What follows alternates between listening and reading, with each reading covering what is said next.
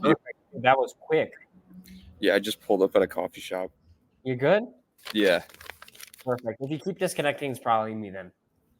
I think it was my Wi-Fi because that was giving me a hassle. I'm in an Airbnb right now. Okay. You Yeah, still in Austin?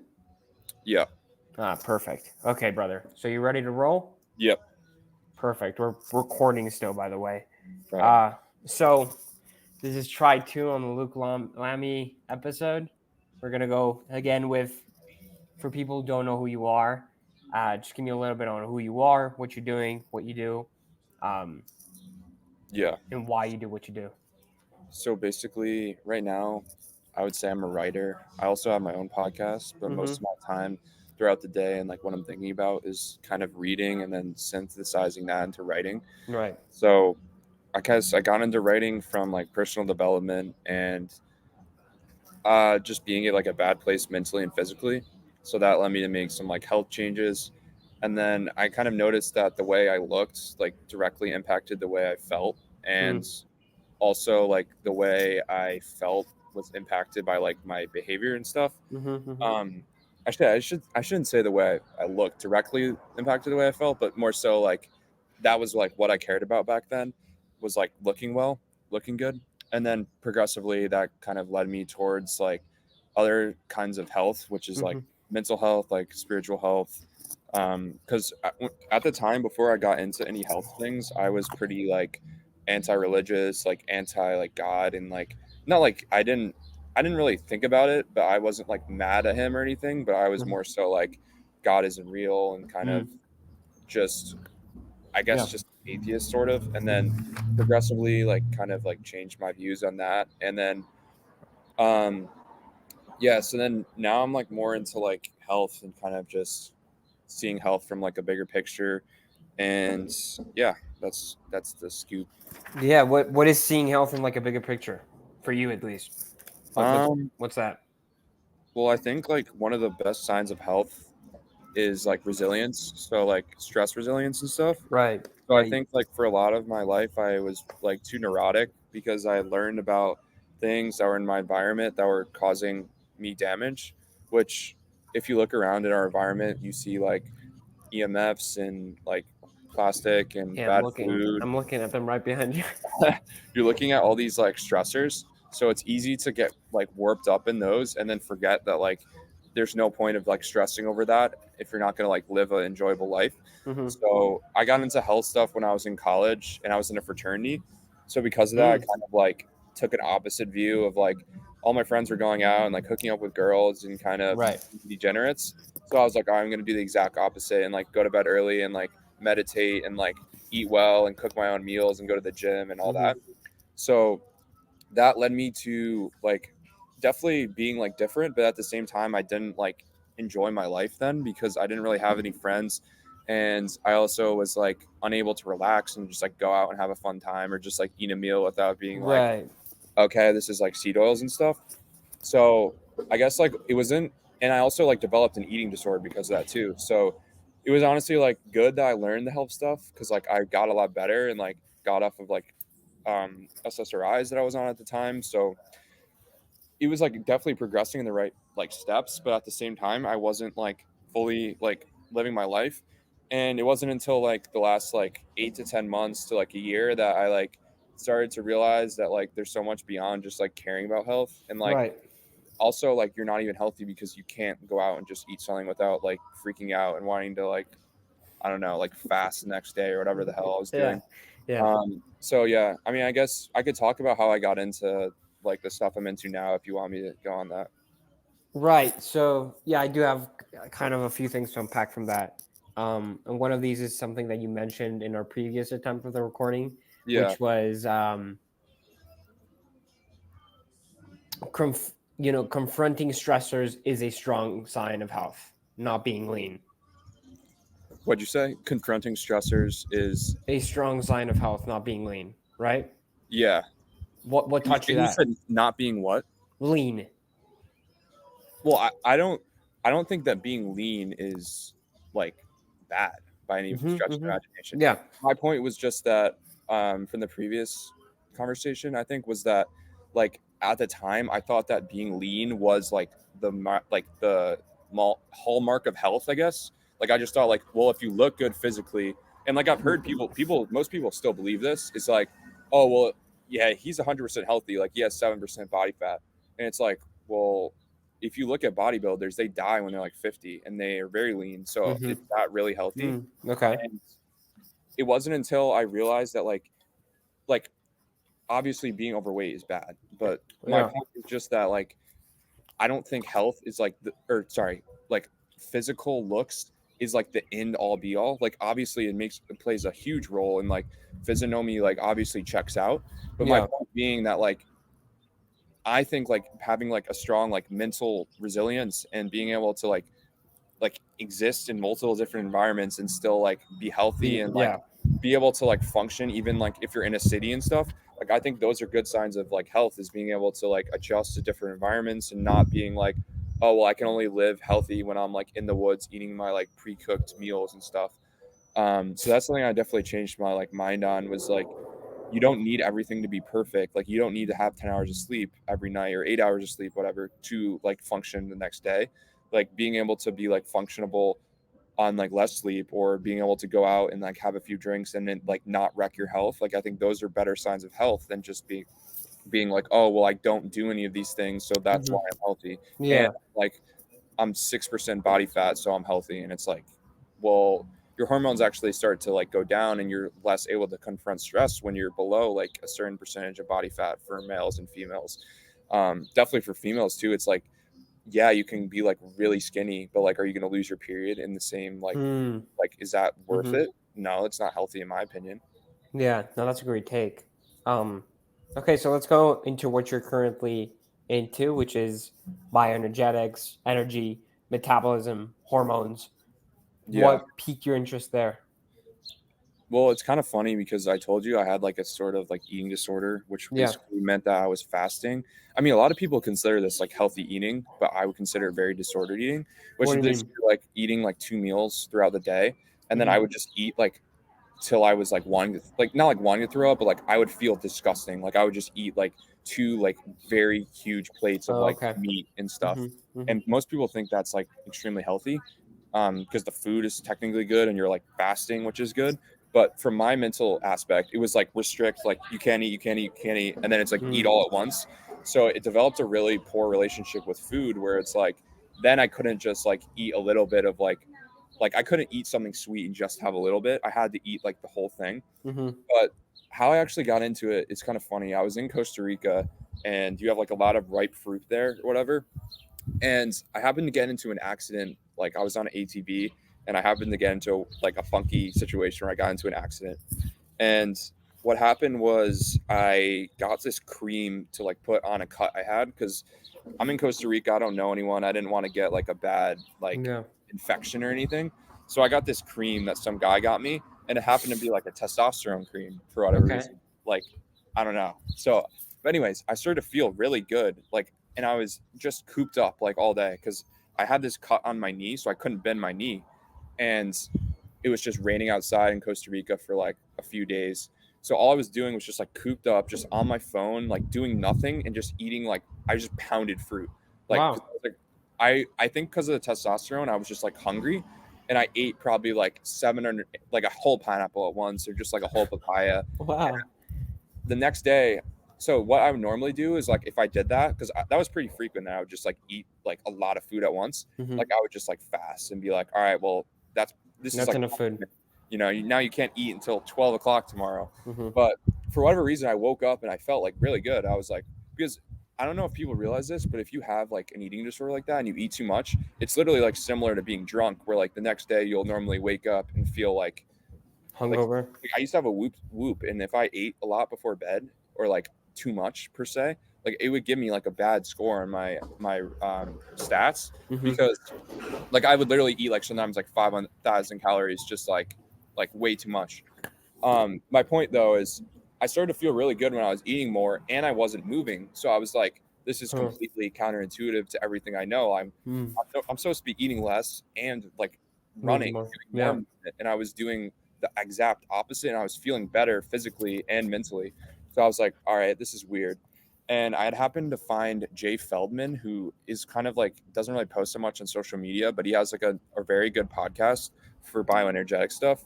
Probably the best podcast in my opinion, for like current stuff on the bioenergetic view. Him and Mike Fave are both like former like carnivore guys, and kind of like they're just very like well balanced, where it's like I think a lot of people in the bioenergetic and like people are into repeat, they just take it too far, and they're Yeah. just doing like steroids, and like they're just like too extreme. And But like, yeah.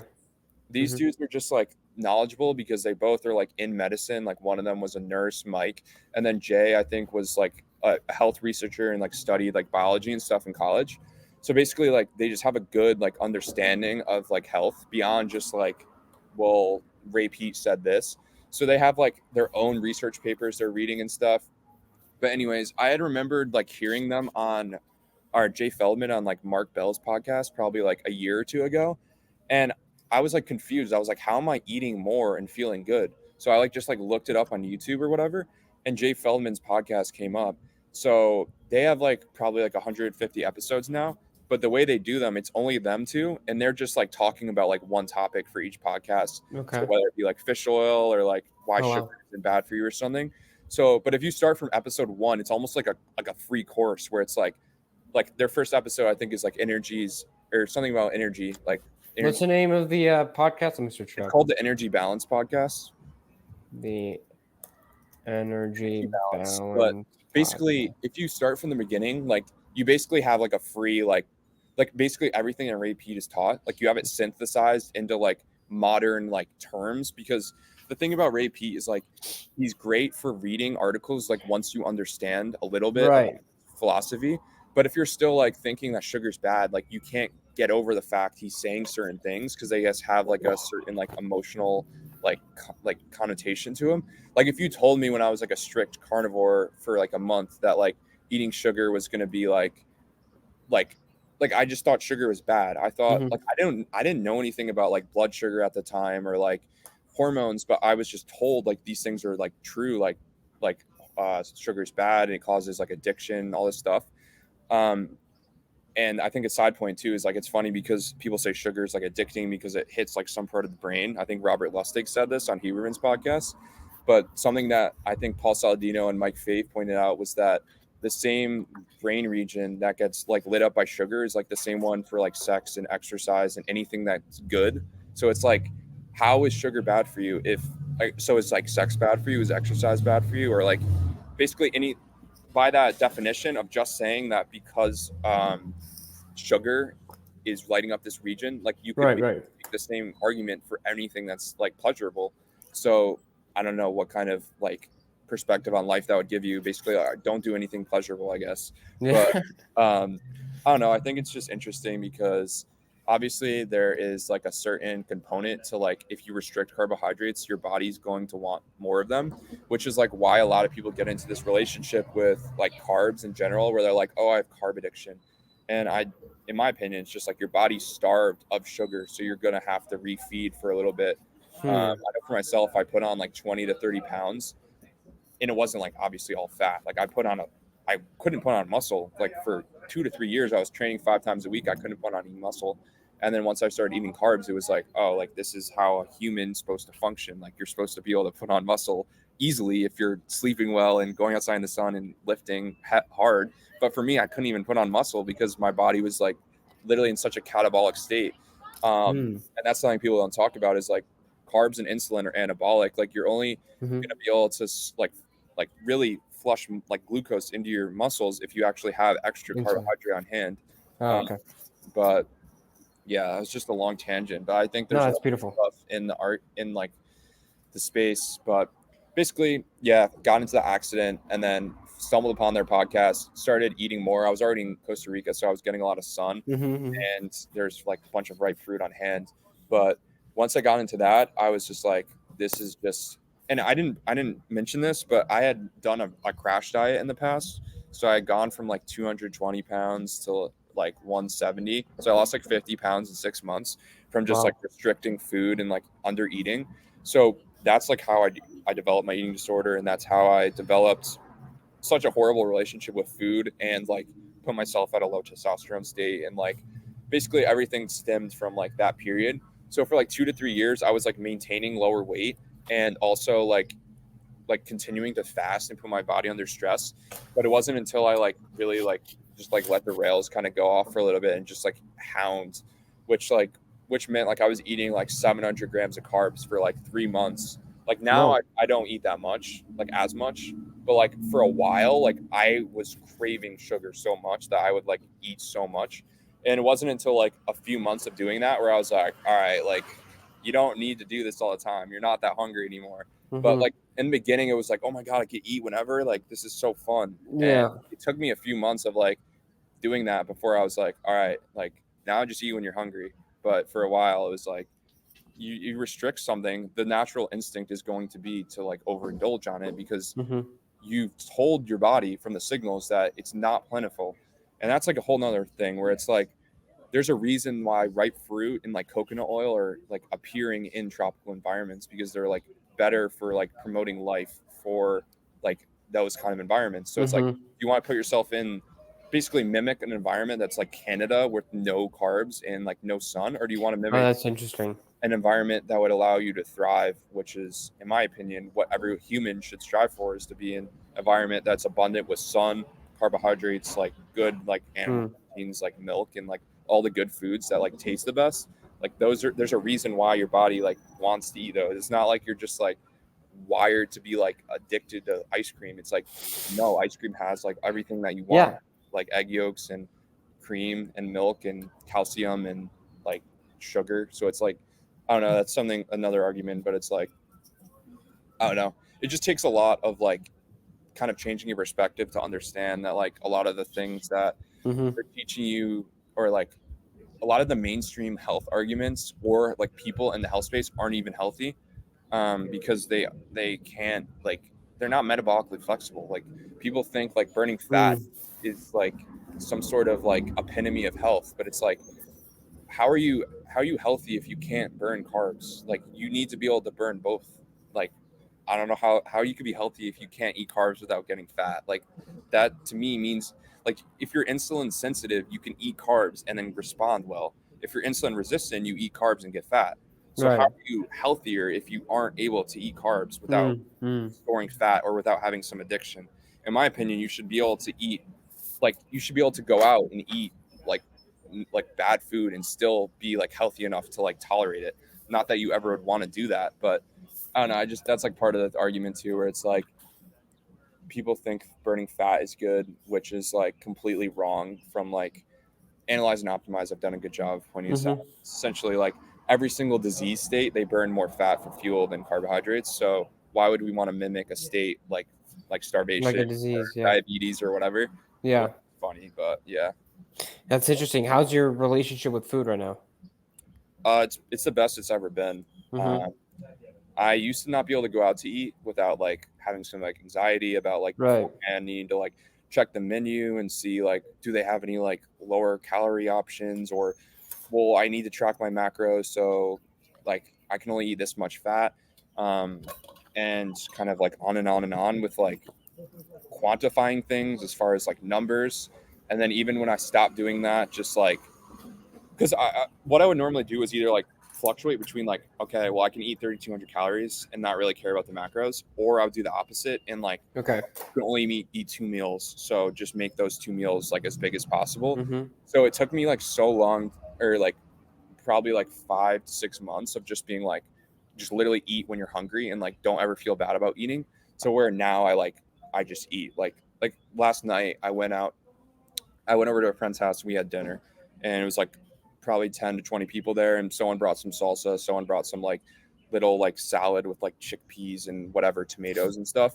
And it's like you just eat what's there. Like you don't like that was like something where I couldn't do that in the past. I couldn't eat sugar. I couldn't eat carbs. I couldn't. I always had something that was like different about like the environment I had to like tinker. So it was like, oh well, you can't eat carbs. So then I would like feel weird because I would like be going out to eat with someone and like you can only eat certain foods. Mm-hmm. Um, and now it's just like I'm hoping that I'm resilient enough to like if I want to go out and get a pizza because like I'm gonna want to go to Italy and get pizza and pasta and not Mm-hmm. feel like bad about it, or even like get fat because of it, but be like resilient enough to not only like enjoy the food, but then also like not be focused on like the negative aspect, because I think mental, like what you think about it is literally more important than the actual like physical component, which is something I just learned recently because I was worried about my testosterone. Like I was like, my testosterone's low. Like I feel like I have low T. And then my testosterone comes back and I'm at 913. So I'm like, that made me like, that was a huge eye opener for me where it's Right. like, it literally doesn't even matter. Like you just need to like literally think that you were going to be like there, and you will be. So that's just a side note. But I think like any sort of like, if you say you're on a diet, like you're automatically like kind of um, losing some aspect of life, because you're gonna not be able to go out to eat and just like fully like be able to live in the moment. And I think that's like the biggest like crime, is to not like live in the moment because you're worried about what you're eating, which is Right. just, I don't think that's any way to live. No, that's beautiful. I want to talk about your testosterone results. Yeah. Yeah, 913 milliliters per deciliter, right? Yeah. Low cholesterol. Let's break that down. What Yeah. happened? What did you change? Because Um, I know you took some tests a couple of months before that, and the testosterone was really low, right? yeah. So I wish I had like full bloods for like every single like year, but I don't. Yeah. But probably like 2 or 3 years ago, I didn't have testosterone, but I'm sure it was low then. Hmm. But my cholesterol was like in the 300s, and I remember my uh like I just did it because I was like, I had heard that blood work was good, and like it Hmm. was literally just still like my pediatric doctor, and he ran the thing or whatever, ran the bloods, and he saw that my cholesterol was high and was like, oh, like we should like worry about that. And at the time, I didn't care because I was like pounding red meat, and like I had heard from people that cholesterol, like high cholesterol, doesn't matter. I guess like that was Hmm. something that people said, like, oh, you're eating a ton of meat, like healthy people have higher cholesterol, which now I don't really think is true, because cholesterol used to be measured and used to be like the number one sign of like low thyroid. Yeah, Because it means if you have high cholesterol, it means just you're not using it properly, right? yeah, so cholesterol is like the building block for your hormones. So if you don't have enough, I think it's like active thyroid T3 and vitamin A, um, and some other cofactors, like you won't be able to convert those. You won't be able to convert cholesterol into like protective steroids, such as like pregnenolone, which then goes into like DHEA, progesterone, like Hmm. testosterone, eventually DHT and stuff. So ultimately, like high cholesterol is a sign that you're not like you're low thyroid. Essentially, that's literally what they used to Hmm. diagnose people with, was if you have high cholesterol, you're low thyroid. And nowadays, people don't like. I know Paul Saladino talks about this a lot now, but like basically, like you should not be high like cholesterol. Like if you eat carbohydrates, your cholesterol will start to come down, and like if you improve your thyroid function, your thyroid will start to turn cholesterol into the sex hormones. But I mean, basically, I was at like 220 cholesterol and like 400 something, or sorry, I was at 600 testosterone Oh, and okay. like the 600 ranges in October of last year. But my cholesterol was 220. So I knew there was like a little bit of room to improve. But Hmm. previously I'd been like cholesterol 300, test 300. So it was like I was steadily moving forward. Hmm. And the first like kind of boost was mainly just from like eating like carbohydrates, like finally like eating more food that allowed me to like increase it a little bit.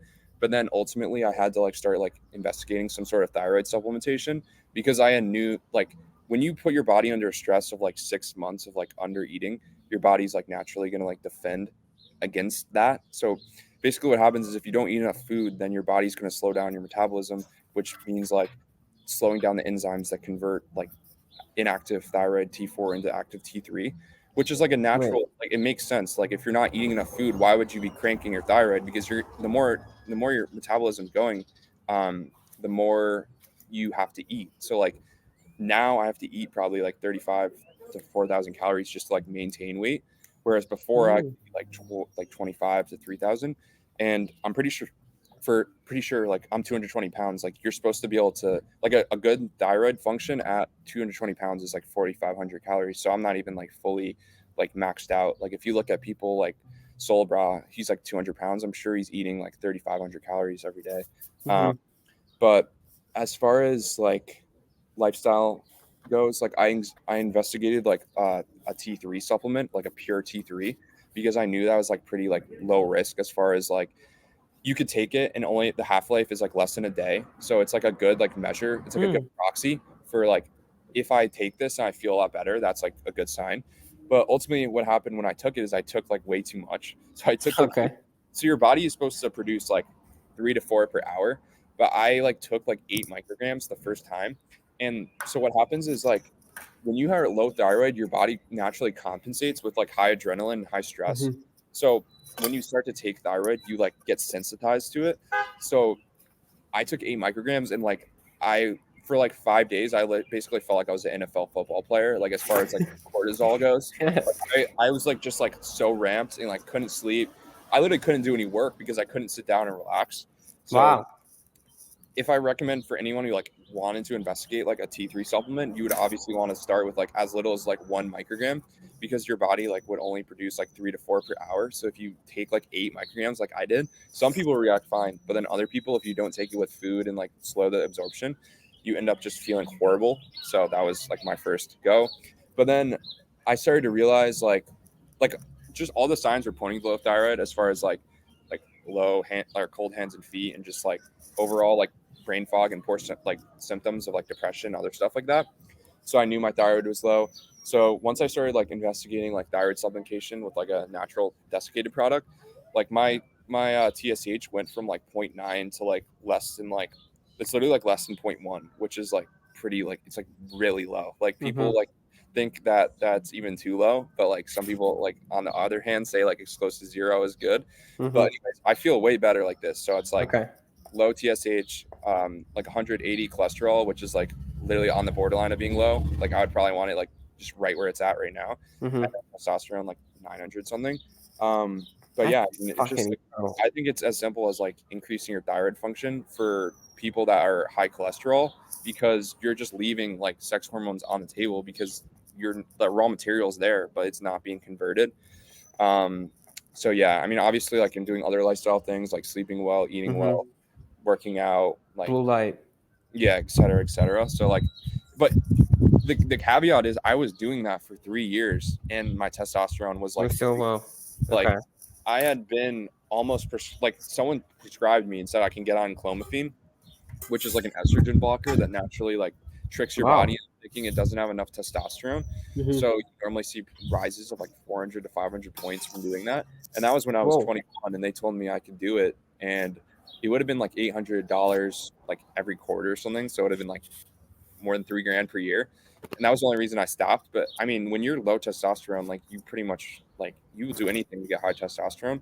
But I Right. knew that like it wasn't like my natural production was like blocked or anything. So I don't know. I just finally like held solid, and some people had steered me away from doing any sort of like exogenous supplementation on like the testosterone level. Hmm. Even though I started like doing like exogenous thyroid supplementation, but from like a evolutionary perspective, it's actually like funny because like as recently as like 50 to 70 years ago, they would have had like in the US food supply, like we ate like a lot of like soups and stuff like that, and they had like the necks of the animal in the product.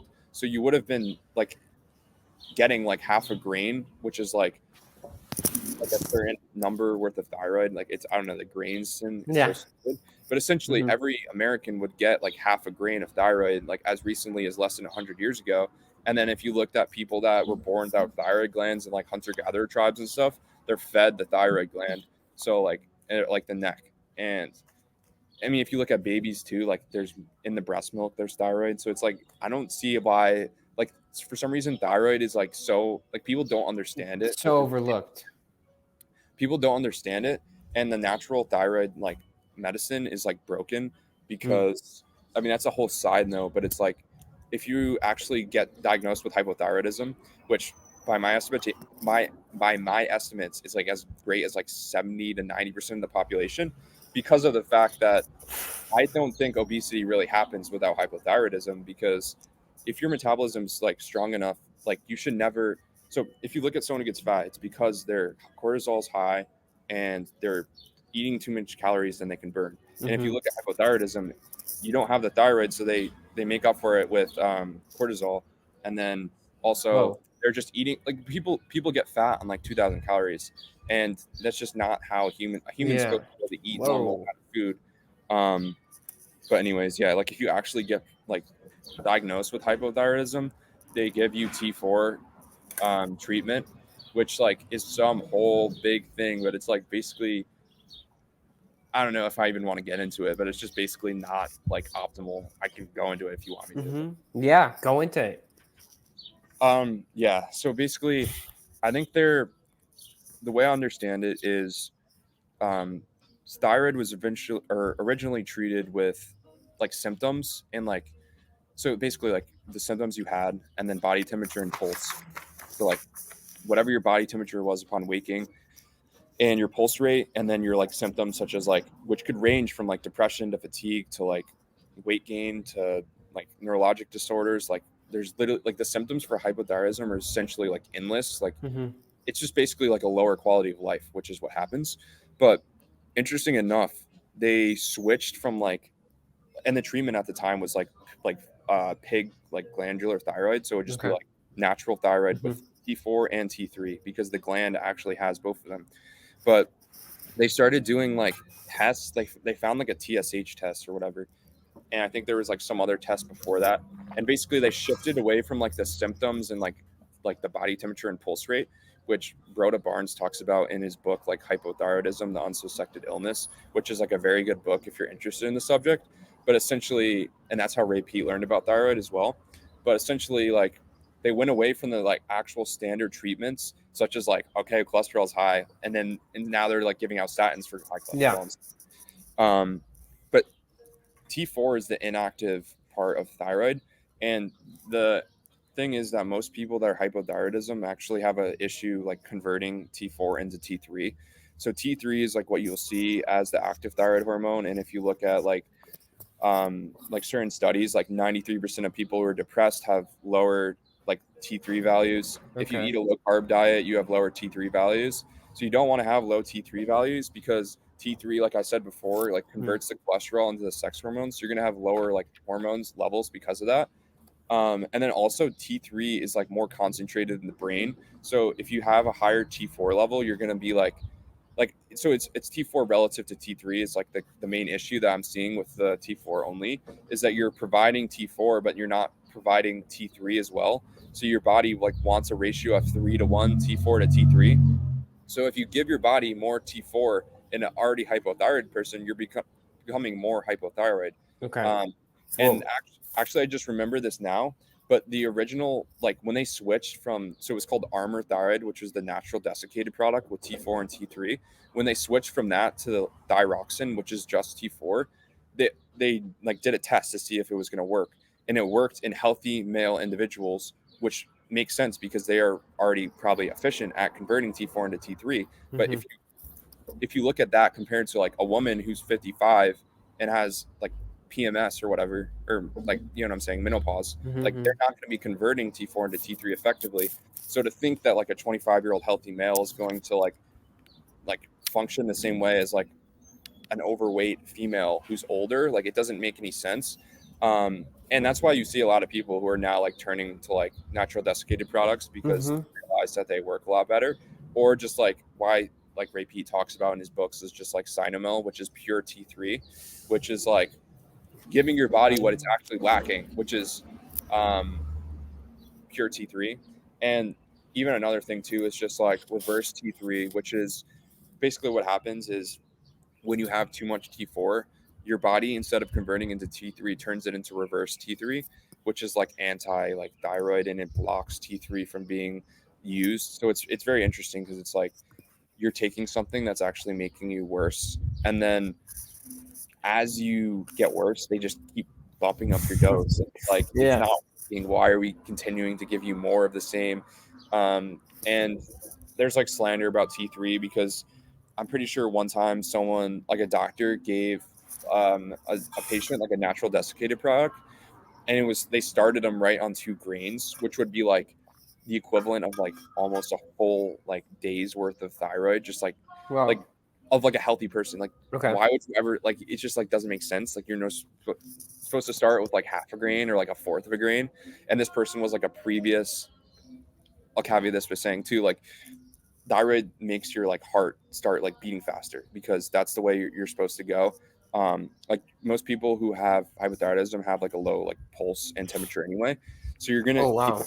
if you Okay. take T3, you're going to start like you're going to be warmer and your heart's gonna be called on more. So that's why you want to start with like a slower dose. So like I said, when I took 8 micrograms, like I was at like 100 like temperature, and my like heart was just like beating like crazy. Like I wasn't gonna have a heart attack or anything. It's just that it was calling on more. Mm-hmm. But this is why you start with like small doses and work into it so your body gets like accustomed to it. So Mm-hmm. like the normal dose would be like starting with a fourth of a grain, and then you do that for 2 weeks, and then if your symptoms don't resolve, you go up to a half a grain. And Broda Barnes, who actually wrote the book about hypothyroidism, he said to like stay with the same dose for like a month. So like I don't know, it's just like you're supposed to start with like half a grain, and this Mm-hmm. person started with 2 grains and was a previous like heart like had heart issues. So it's like, okay, Yeah. is T3 the problem, or is it like we just took this way out of context and like now people like are scared to take T3 products because of that? But I don't know. It's just like if you don't have enough thyroid, you end up having like other issues such as like heart attacks, which is exactly Right. what they're saying that T3 causes. So it's all just like, in my opinion, it's like a lack of understanding of like Mm-hmm. how the body works, and like a lack of understanding of the thyroid, which is like, in my opinion, like one of the biggest crimes, because the thyroid is like the master like anabolic hormone as far as like I said, converting like the cholesterol into the sex hormone. So it's just, in my opinion, like a shame that people don't understand that, and that like most doctors will just prescribe you something that doesn't actually help. Mm-hmm. Why is low carb related with low thyroid? um well, first of all, your body like needs sugar. So if Mm-hmm. you don't get sugar in your diet, you're going to have to convert protein into sugar through gluconeogenesis, which Right. some people think is fine, but other people don't think it's fine, because in the process of doing that, it's like inherently stressful on your body, because you have to convert stress hormones into um, to like meet the energy that's not there. As well, in the byproduct of making the protein into sugar, it's like inefficient, so you don't get as quick energy, like as quick of an energy supply. But then also there's byproducts in the process of doing that are like inherently toxic, like ammonia, which must be like discarded from your body. So not only is low carb like inherently stressful, but then Okay. you're you're making byproducts that are needing to be offloaded, and then other things happen when you start to lower your carb intake, like decreasing your T3 levels and slowing down the conversion of T4 into T3, which is like regulated by certain enzymes. Like I think they're called deiodinase enzymes. And if you are lowering your carb intake, you're going to slow the process of converting thyroid hormones. So you're automatically going to slow your thyroid down. Um, and then what tends to happen is you see an increase in cholesterol due to that. So you Okay. see an increase in cholesterol because of the lower thyroid numbers. You normally see an increase in the TSH level, which signals that you don't have enough thyroid. Because when you don't have enough thyroid, your body starts to increase TSH, which tells your body to like make more thyroid hormones. Okay. And then also, so you see like the stress component, you see um, the stress hormone component, and then you see the cholesterol and thyroid component. Um, but then another slept on aspect is that if you don't eat any carbs, your body actually starts to increase your blood sugar. So like your fasting glucose Hmm. will tend to rise. So like a normal fasting glucose is like 85, but what you'll see in someone that doesn't, so the whole idea of like low carb, right, is like that, like the spikes of blood sugar are like bad for you because Yeah. you get hypoglycemic or whatever what they say. But so if you don't eat any carbs, your blood sugar will stay steady throughout the day, which is how you don't get those blood sugar like crashes per se, which makes you like want to get food. Because what happens is if like you eat like an orange juice without any food, like your blood sugar will go up and then go down. So then obviously when you go down, your body was going to want more sugar. So then you eat again to bring it up. But from their perspective, that's like too much work, or like you shouldn't be that focused on food, which in my opinion doesn't make a lot of sense. Because why do you care about everything else in your environment, but you can't make the time to eat like 4 to 6 meals per day? Like, why Hmm. would you, do you care about like you're going to spend money on your blue blockers and your red light panel, and you're going to go to the gym and you're going to go out in the sun, but you're not going to, but you think it's too much work to eat 4 meals. Like you're only going to eat 1 meal or 2 meals because it's too much work. Like that doesn't make sense to me. It's like, if anything, the food should be the number one like aspect. And some people think it's like too much work to eat like certain meals, which like it just doesn't make sense. But I forgot what I was going to say as far as there's something else I'm forgetting. Oh yeah. So what I was saying with the blood sugar is, so what you'll naturally see is these people that are fasting, their blood sugar starts to rise. And what do you like know about people that have higher blood sugar? Like that's literally the sign of like insulin resistance and like Mm-hmm. type 2 diabetes. Like these people are, their blood sugar are getting like closer, like from like 85 to 90 to like 95 to 100. So how is that healthy if your blood sugar is rising while you're fasting? So I don't know. It's just like, from my experience, I thought low carb was like very good, and I tried keto for a little bit. I did paleo, or I always demonize carbs. And then after a month of doing the carnivore diet, my cholesterol is 330 and my testosterone is 300, and I felt horrible. And then after I reintroduced carbs and started to treat my thyroid, like everything in my life as far as health, energy, like even my intelligence, I think like I was way stupider and like more angry when I was on low It's carb. so interesting. I don't remember being able to like just do certain functions. I also like didn't have any libido back then, so Hmm. um, I think low carb, like it can work for someone. Well, I don't think it ever should like be prescribed, but like for some of the people that are like 55 to 60 and are like functioning well, like I'd really want to see if they're on, like if they're not, like are you on hormones, like are you on like TRT, or are you on like some sort of like replacement? Because I don't see like how, because like in my opinion a lot of these dudes that are prescribing it are already enhanced.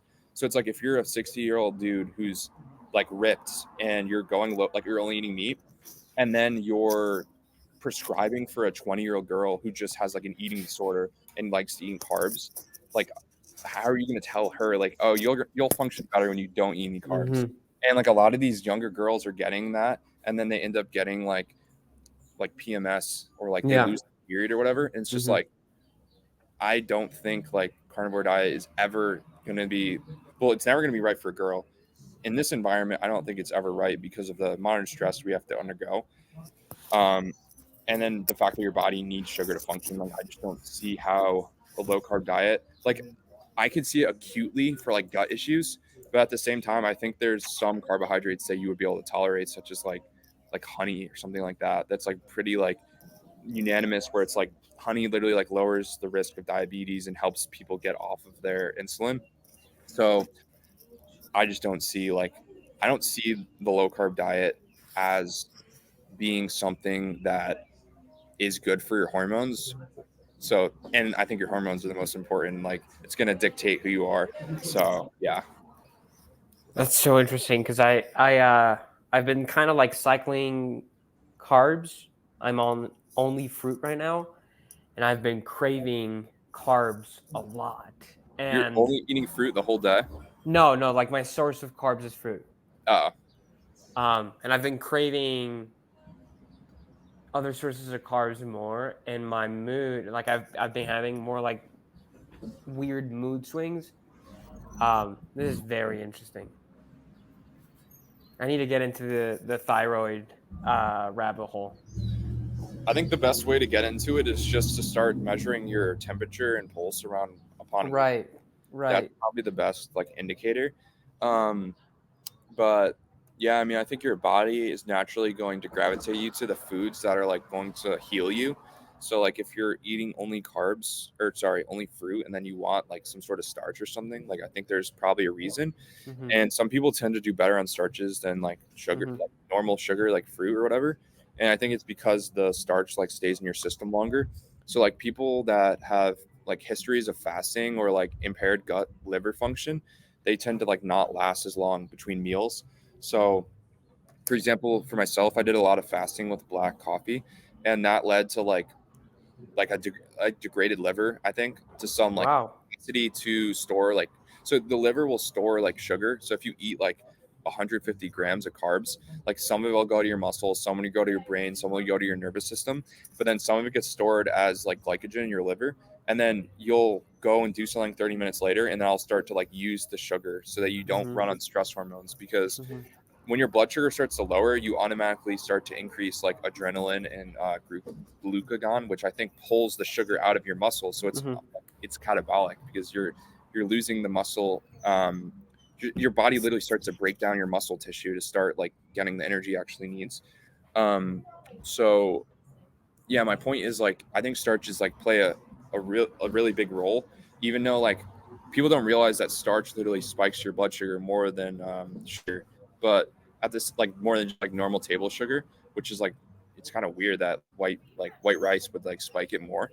But I think there's something to it as far as like there's a reason why certain people like do better on starches or sugars, and I don't know. I just think like the starch will potentially like stay in your system longer. Mm-hmm. So like since it digests slower, you might be able to last. Like you're getting like a slow drip of like sugar for like 3 hours. Mm-hmm. Whereas like if you just ate like a glass of orange juice, you're just getting the spike.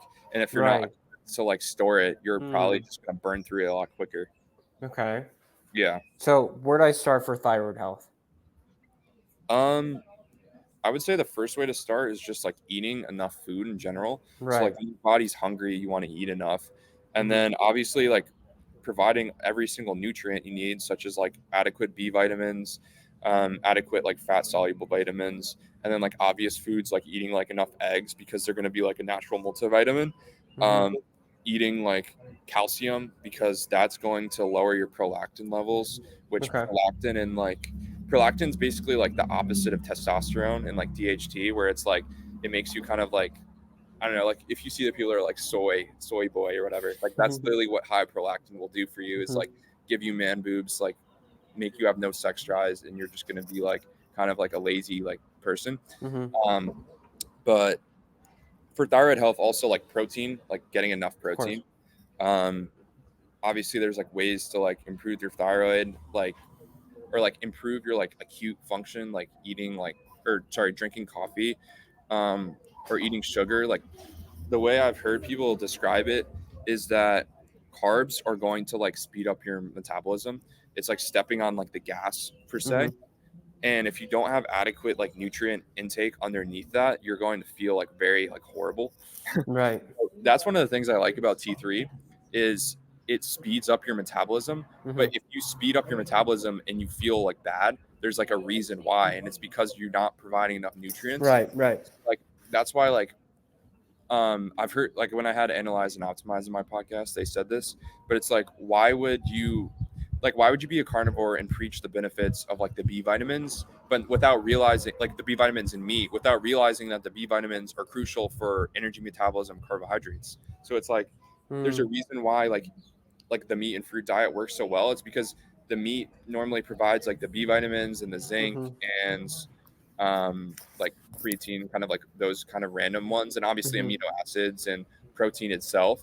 But when you provide those and then you ramp up your metabolism, it like with the carbohydrates, um, that's why like I think there's like a big movement away from like hard to digest carbs like oatmeal and like other I don't know what other ones are hard to digest, but like that's why people like that's why when you take honey pre-workout you feel good. It's because it's like very easy to digest, and the less energy your body has to spend like digesting the food, the more energy it has to just use the energy you have.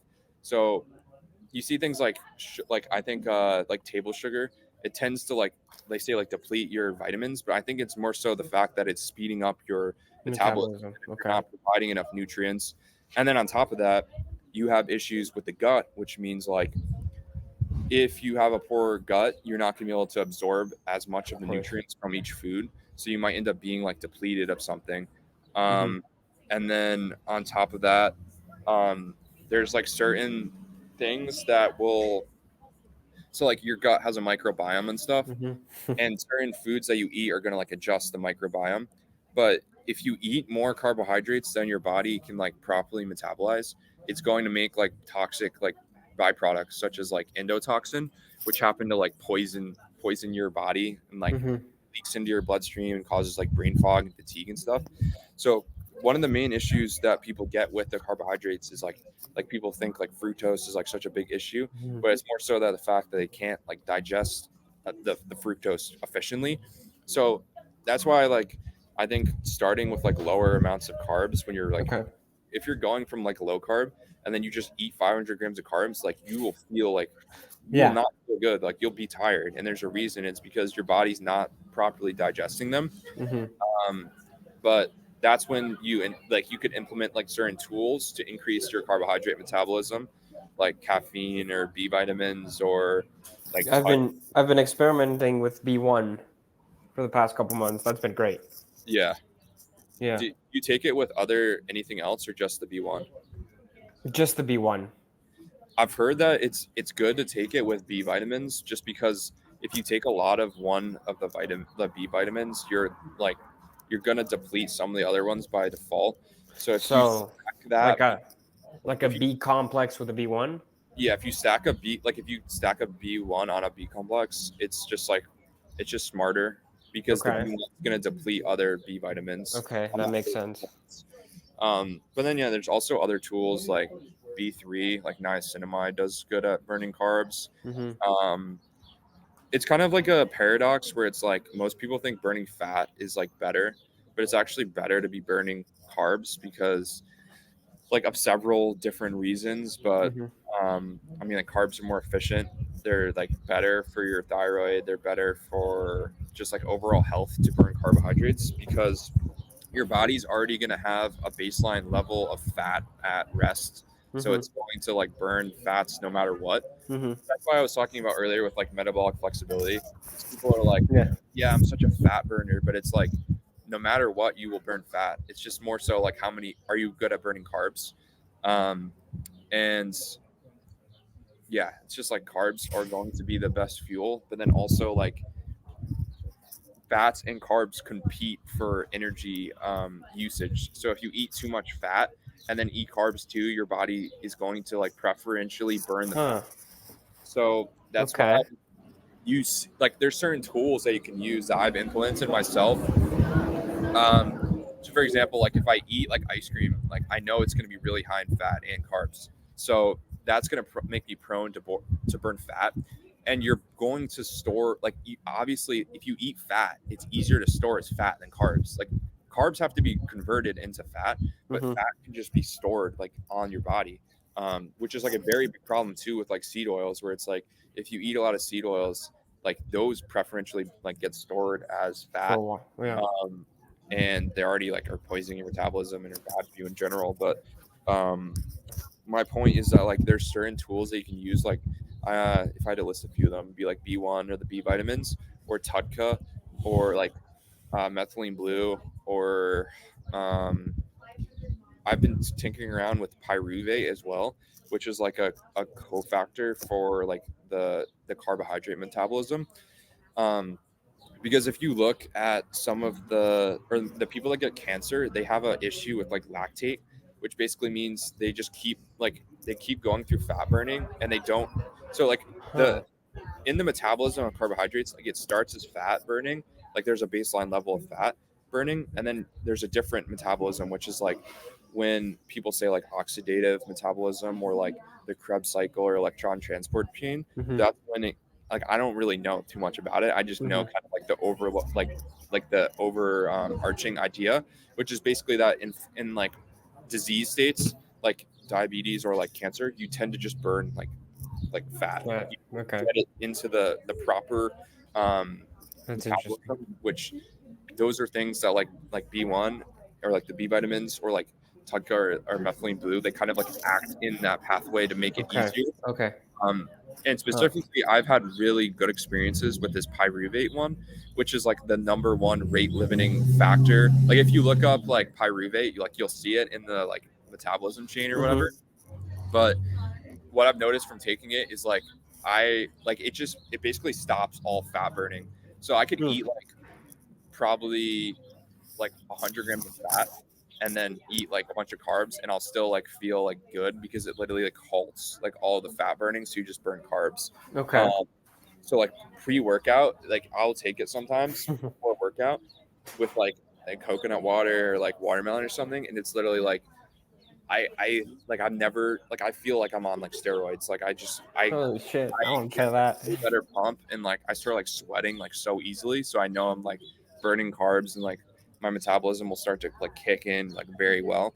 Mm-hmm. Um, but that one's like it's also been proven to like I said, like the fat metabolism, it starts to burn or it starts to convert into lactate, which is like already like bad, and it's like that's like what happens in cancer. But this seems to like pretty much reverse cancer in some studies as well, so it's interesting. Yeah. Why is caffeine a natural thyroid hormone? I think the idea is that it starts to do similar things to like T3, which like means like speeds up your metabolism, Okay. um, and kind of it also like it it does like weird things, like I'm pretty sure it increases your progesterone and stuff. But Hmm. I think the basic idea is that it stomps on the gas similar way like I'm talking about with carbs, where it's going to like Mm-hmm. start to ramp up your system. And when you start to ramp up your system, it's going to be good if you have enough like sugar on hand, but if you don't, it's going to be bad. um Okay. it's like that's why a lot of people get into like they get into really bad places with coffee, is like if you do it on a black coffee on an empty stomach, it's like you're pushing the gas but you don't have any Yeah. fuel tank. Mm-hmm. um and a lot of people function that way, or actually function better than like it ends up causing like problems, but they actually can do it for a while because they don't have any underlying energy source, if that makes sense. So basically, like Yeah. if you think about a person like that is like stressed, like the stress gets them into action to like do things, but it's obviously not the ideal state. The ideal state is to be like alert but also relaxed. So like mentally you're relaxed, but you're able to do like cognitive tasks, Mm-hmm. or like if you need to like do something, you can do it Yeah, you're without able to perform. a huge stress. Yeah. But basically what happens is like you get a black coffee and you're lowering your blood sugar, and that's when the stress hormones start to kick in. So people Yeah. are like, oh my god, like I could focus so well, but it's like you're stressing your body, which is, from the bioenergetic view, like stress is inherently going to Mm-hmm. be detrimental. I mean, I don't know if that's necessarily true, but it's like more so that like stress is always there. Like every part of life is going to be stressful. Mm-hmm. But Mm-hmm. why would we just push stress for no reason when we could Mm-hmm. just provide adequate like carbohydrate, because the environment has the carbohydrate. Like we don't need to like deprive something that's already there. That's Right. Yeah. Talking and about stress. Wait, you were gonna continue I with was just something? gonna say, and like if you ever like take a lot of coffee, like you'll notice that like your heart rate starts to come up, Mm-hmm. and you start to become, if you check your body temperature, your body temperature will start to come up. So those are two signs that like you're improving your metabolism. Kind of like one caveat is that like stress hormones can also increase your temperature, so, and also decrease your TSH. So a lot of times people are actually just like increasing stress, but then they think that they're doing well, um, which is like with the body temperature and pulse rate.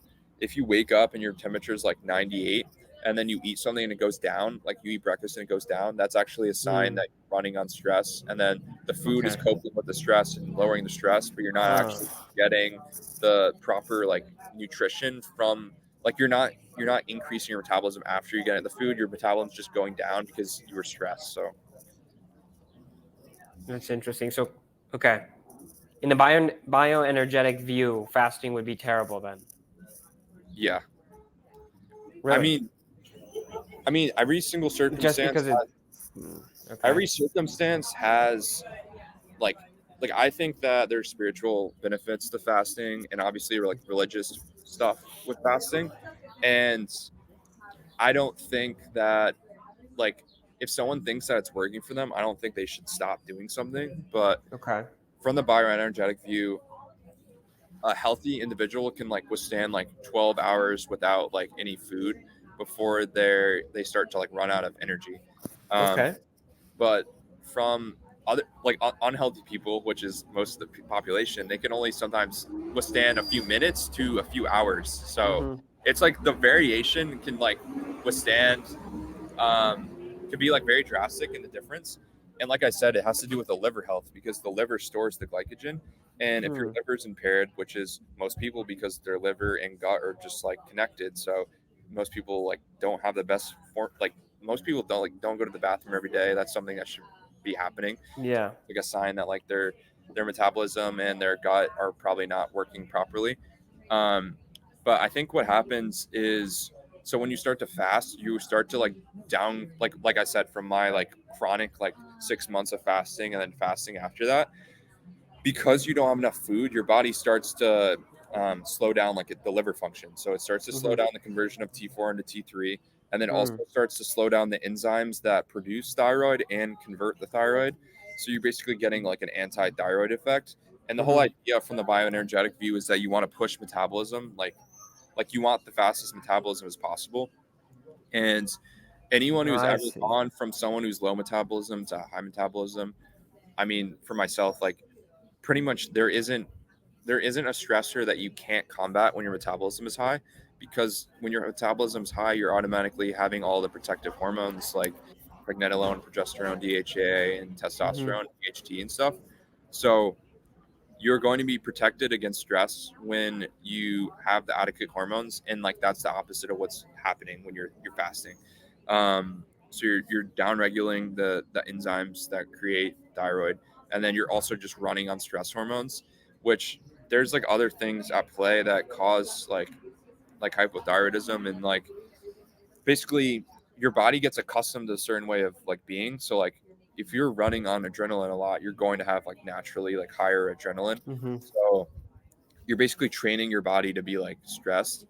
And there's this idea that like all stress is like inherently like good for you because your body like adapts. But Mm-hmm. the bioenergetic view, like one facet of it is like the hormesis aspect, which hormesis basically says that any stressor that you survive like naturally makes you better.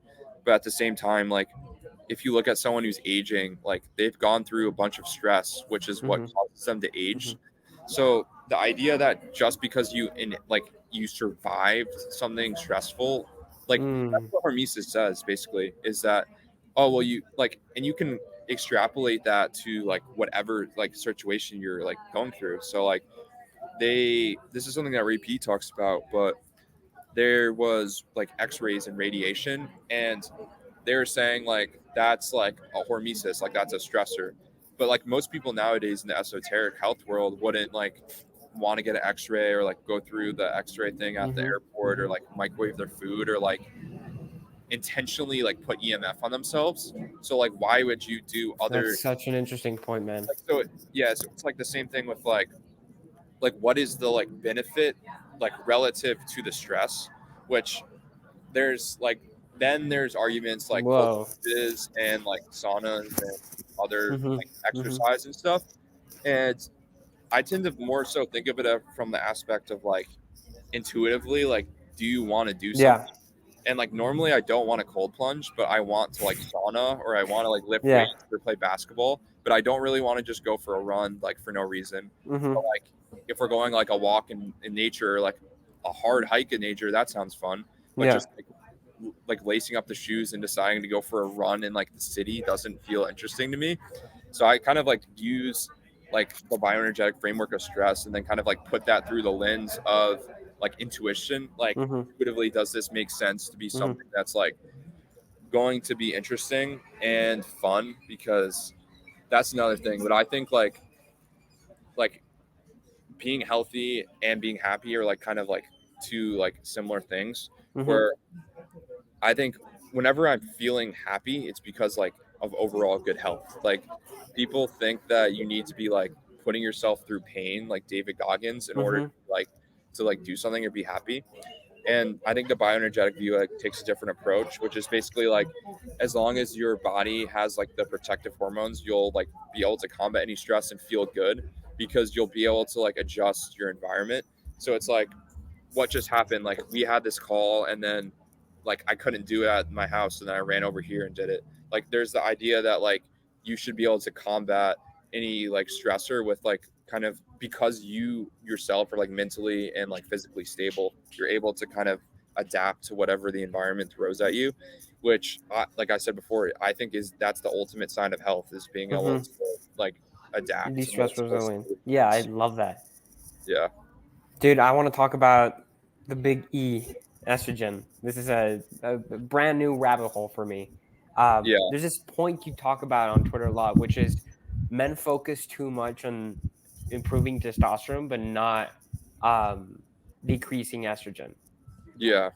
Is that in your experience as well? Yeah, I think so testosterone is gonna either like convert into estrogen, or so like if there's like certain things that, also my battery's low right now, by the way. Uh, No worries. Let's talk about this if you want. We can yeah. close it up. So basically, like, so testosterone can convert into estrogen through like aromatization, and there's certain things like, I think like stress or like body fat or eating estrogenic foods or like stress in general, I think is gonna push into estrogen. I don't think I really want to talk too much about like the ins and outs of estrogen, more so Hmm. like just the aspect of, I think like the aspect of like the female cycle and like menopause in general, Right, right, right. because the general belief is that like it's a drop in estrogen which causes like the symptoms. But I Okay. think like what Ray has pointed out is that like it's not the drop in estrogen, but it's the drop in progesterone relative to estrogen which causes like the issue, which is why like, so estrogen is going to like cause you to be like stimulated in some circumstances. So like people sometimes like like take estrogen and then they feel like, they say they feel better, but a lot of times it's just like the stress that they're running on. And I think Ray does a good job in the book of basically like, I think in from PMS to menopause, he talks about like every single like negative thing that, like negative health outcome because of estrogen, and it's basically like 3 pages of just like every disease known to human, Yeah. like cancer to whatever. Yeah, Uh, right. and progesterone is like the opposite of estrogen in the aspect that, I think it just like blocks. I don't know if it blocks blocks estrogen or like itself lowers it, but if you take a woman like, um and like give her estrogen like on the right part of her cycle or whatever, like she will feel like a lot better. Like what that's what tends to happen, and it's because progesterone like acts like similar to thyroid, and like it stimulates, or progesterone's responsible for like body temperature regulation, as well as like a lot of like structural things that, like progesterone's also found in men, but it's more so found in like females, and it's like very protective. Like progesterone levels rise, um, when like a woman gives birth, or like while she's pregnant or whatnot, which is why they see that people that live like, I think you live like 1.5 years longer for each baby that you have. And I think it's because like the progesterone Really? just gets increased. Like, yeah, it's kind of funny, but um, I will say just like progesterone, because it's like a hormone. Like you're obviously like, once you enter into hormone territory, there's like certain things. Like I think people should be working with like medical people when they start to investigate with hormones. Um, and I think one of the things about progesterone is that if you have some sort of like thyroid antibodies or some sort of um, issue with that, it can release like things that can make you feel bad. So a lot of people tend to do better like with natural um, like increase, like, so for example, if you ate like low carb and like were fasting for a while as a woman, I think it would be the same for the man, but I don't really think men should really be taking progesterone because it's like kind of, it blocks testosterone and it's kind of like feminizing. Okay. Um, I've taken it in small doses, like when I'm sick and stuff, and like I feel like it definitely like combats stress, but at the same time, it's not Mm, masculine at all. Like it's kind of like, why would I want to be taking something that makes me like feminine? Like I'd rather be stressed and masculine than like feminine and unstressed. Um, okay. but what I was gonna say, so yeah, so progesterone also like taken on the wrong part of the cycle can make you miss your cycle. So I think you're supposed to take it like after whatever. I don't know what Okay. phase it is. Maybe luteal. I don't really know. But anyways, my main point is just that like a lot of people like experience like very like, specifically during menopause, but like also like if you're younger as well, like they experience great benefits from progesterone, because it's like protective. And that was like the main thing with estrogen, is just like that idea. Like once I understood that, um, that like estrogen therapy is like really not beneficial, and then all of the negative aspects it has in males, such as like developing like gynecomastia, or making you like passive aggressive, or um, like slowing down your metabolism, like making you like gain body fat and stuff. It kind of was like natural that like you want to like lower your estrogen. Like you don't want to completely nuke it, I don't think, because it does have like there, like if it has it in the body, I think there's like some like Right. light I was role. I I was think, about to ask that. Like if there's this image that it's good, but it's not necessarily bad. yeah, I think nuking your estrogen is like a surefire way to like lower your libido, and pretty much also a lot of people tend to believe that like in the bodybuilding community, like I think they're probably like the most like Oh my god, dude. smartest, not smartest, but like they know more about hormones than a lot of the normal people, Yeah. because like if you push testosterone with TRT, you're going to get like natural like aromatization, which I think a lot of people think is like beneficial for like the muscle building component of estrogen. Um, but I mean, it's just interesting because if you look at like the different like hormones you could take, like things like DHT are not going to necessarily make you like stronger or like easier to build muscle, but they're going to make you like very like alpha, as far as like having like more confidence, and like I don't know. It's just like I don't know. It's interesting to like, because you can modulate your hormones with like herbs as well. So Mhm. like tonka ali to try to increase your Mhm. testosterone and like free testosterone, or like herbs like tribulus, or yeah, like tribulus to increase DHT, which I'm currently like working with. I want to try that. And I find that like if I take tribulus, like it definitely has an impact on the way I feel. Of Um, course. so I don't know, just kind of experimenting, and then like knowing like, oh well, when I increase DHT, I feel this way, um, and like then you can be like, well, make out for yourself, like is DHT bad or is it good? Because I mean, if I'm feeling good when I'm taking it, like I don't really think nature kind of like there's this argument that like in order to be like good like longevity wise, you need to like compromise like your current like current hormones, or like kind of okay, well like if you want to be healthy like Brian Johnson, you need to eat vegan Mhm. and like can't go in the sun and stuff. And I Mhm. kind of see it the other way, that like Mother Nature wouldn't have made it that way, where like you would need to like compensate for longevity with like current quality of life. Like I think like the two are intertwined. Like I think if you're healthy now, like you're going to be healthy in like 50 years. And I don't think that you should be like I can't go in the sun and then that's going to make me live longer. Like I actually think it's the opposite, that like across the board, like sun or like being like testosterone driven, like I don't like, even though like some studies might suggest that like building more muscle is going to be like more taxing on your organs, like in my opinion, like what am I optimizing in life? I'm optimizing for like quality of life, which tends to be like higher like androgen levels or whatever. So I mean, even if I live to be like 75, when I could live to be 85, like with lower testosterone, I think like in my opinion, it would be like the quality of life would be long, like better off Mm. if I had like the optimal hormone levels. Of And then course. like if a day came where like it's like I'm 60 years old, then maybe I'll like try to like cut back, because like maybe I'll cut back on my red meat intake or like something like that, or like um not go to the gym as much. I don't really know, but I'm just trying to say like I don't think like you have to sacrifice. Like I think like especially when you're a young man, like why would you ever want to like sacrifice your testosterone for like some longevity thing that isn't even proven to be like true yet? So Do you still have time for more estrogen, or should I go with my last questions? I have 4% battery, so I Okay, can let switch me my phone. let me go with my two last questions. You mentioned spirituality at the start. You Yeah, started to get healthy. You started to connect more with that. So I want to ask, what's your current understanding of God? And this is a question that I ask a lot on the podcast. And the reason I ask it that way is because every single time we connect more to that, we understand more of it. So yeah. that's why I want to ask, what's your current Um, understanding of God? um, I guess I mean I started out doing like more like spirituality meditation stuff, and then I kind of like now more so I'm into like praying and like reading the Bible and along those lines. And I think it's more so I mean, I've done mushrooms before, and I think that was kind of like the gateway to like, Ooh, I want to talk about like that. God, I guess, because I felt after I did those a few times, like I knew that there's something like stronger than Mm-hmm. like there's like a I don't know, just the like the ego death component of it, that you know that like every human is essentially like just doing their best and stuff. Right. I like to think like everything's like working in the favor of you as long as you Mm-hmm. believe that way. And I think like every single like human being is going through whatever they're going through so that like they can prevail. And Right.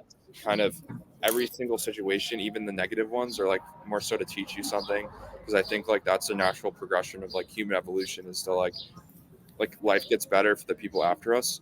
So I mean, I think I believe in God, and like I'll ask God for things, and I tend to think that if you mix like positive positive or negative emotion, like a strong emotion, with like prayer or with like asking for something, I think it tends to come true. So Mm-hmm. from my experience, like that's like a relationship. I don't think that anyone should like be telling you like what to believe. Mm-hmm. I think like That's if you beautiful. are not going to church or something, but you believe in God, like I don't think the person from church is like stronger than the other person. Like I think that everyone has a relationship with God, and like beyond just like like any sort of like set way of doing things. I think it's more so like your own like way that you cultivate it. And I mean, I think like things like getting off technology and like trying to connect to source or being in nature are two different ways that you can try to do that. And I think that's like probably one of the most like slept on components of health, because without like a purpose, you're going to like eventually like kind of fall off. So I think like having like a overarching um, like purpose and like faith, I think is probably the most important part of health in general. That's beautiful. Look, for my last question, what brings you most joy in life? Um, Honestly, probably being in the sun. I won't lie. And it's Yeah. been a bit cloudy here lately, but Mm-hmm. I'm probably gonna go to Florida soon, and I don't know, maybe Costa Rica after that. But I spent 2 months in Costa Rica, and before that, I was in Arizona. So being in the sun and either reading outside or just like lifting or being in nature, being by the beach, I think that's probably like peak for me. Maybe sunset even. Mm-hmm. But I just enjoy being outside in general. That's beautiful. Look, thank you for Also, sharing. I Yeah. would say I'm like 90% Irish, so the fact that I can get tan is Oh like wow. it's like Wow. such a That's strong incredible. thing I'm proud of, because it's Yeah, like a you're the superpowers. tannest Irish person that I know. Yeah, That's incredible. yeah. Luke, thank you for sharing. I definitely want a part two with you because I still have a lot of things I want to touch on. Uh, so let's schedule that. And yeah, man, thank you a lot for your Thank you, time. Alfonso. Thanks for the Yeah, question. You're a good host. appreciate it, brother. All right, have a good one.